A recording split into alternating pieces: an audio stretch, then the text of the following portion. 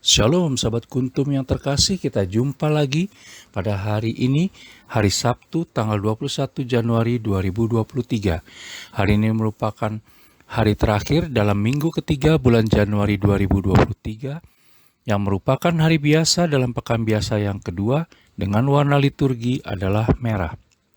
Kuntum pada hari ini mengambil tema, masih waraskah kita? Sahabat kuntum yang terkasih, struktur bacaan pada hari ini terdiri dari bacaan pertama yang diambil dari kitab Ibrani 9 ayat 2 sampai dengan 3 dan ayat 11 sampai dengan 14. Mazmur tanggapan diambil dari kitab Mazmur 47 ayat 2 sampai dengan 3 dan ayat 6 sampai dengan 9. Bait pengantar Injil diambil dari kitab Kisah Para Rasul 16 ayat 14b. Dan bacaan Injil pada hari ini diambil dari Injil Markus 3 ayat 20 sampai dengan 21.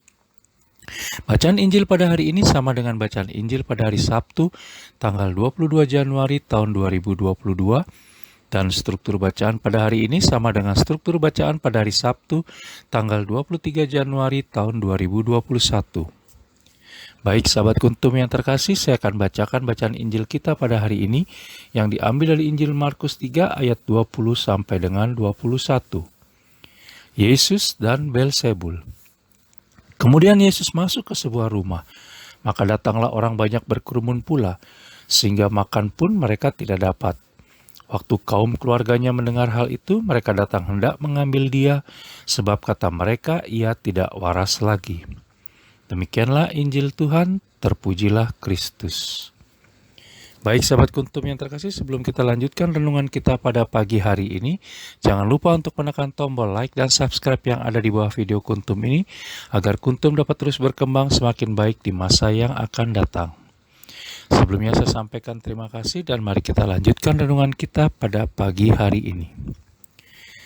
Sahabat kuntum yang terkasih, bacaan Injil pada hari ini yang diambil dari Injil Markus 3 ayat 20 sampai dengan 21 sungguh luar biasa dan mungkin jarang didengar oleh umat. Bahkan pada Injil lain pun tidak ditemukan kisah tersebut, di mana Yesus Kristus oleh keluarganya dianggap sudah tidak waras lagi dan hendak dijemput pulang. Yesus Kristus dianggap tidak waras karena melakukan banyak hal yang dianggap tidak wajar pada waktu itu. Antara lain, melakukan banyak mujizat, berdebat dengan pemuka-pemuka Yahudi, dan mengajar dengan penuh kuasa.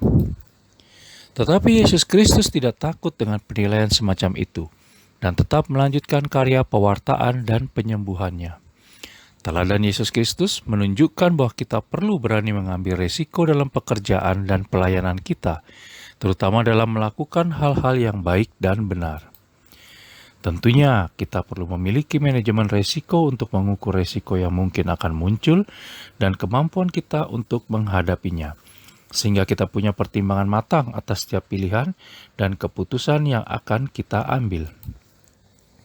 Sahabat kuntum yang terkasih, dengan menjadi pengikut Yesus Kristus sesungguhnya kita telah menjadi ketidakwarasan bagi lingkungan dan dunia di sekitar kita. Mengapa demikian? Karena hidup dan kehidupan kita tidak lagi sama dengan yang dulu, dan itu menjadi tanda pertobatan dan perbedaan kita dengan dunia di sekitar kita.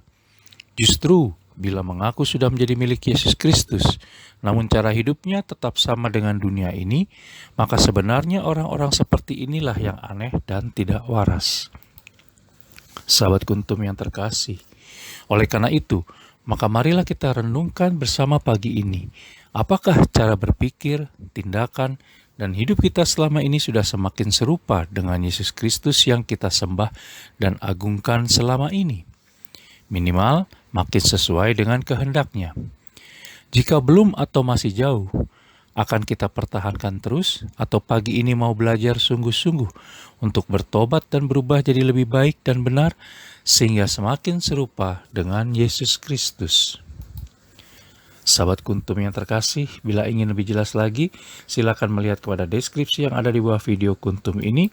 Dan jangan lupa untuk menekan tombol like dan subscribe yang ada di bawah video kuntum ini, agar kuntum dapat semakin baik berkembang di masa yang akan datang. Kalau demikian, apakah upahku? Upahku ialah ini, bahwa aku boleh memberitakan Injil tanpa upah dan bahwa aku tidak mempergunakan hakku sebagai pemberita Injil. Sungguh pun aku bebas terhadap semua orang, aku menjadikan diriku hamba dari semua orang supaya aku boleh memenangkan sebanyak mungkin orang. Kitab 1 Korintus 9 ayat 18 sampai dengan 19. Terima kasih, selamat berakhir pekan bersama orang-orang tercinta, selamat pagi dan shalom.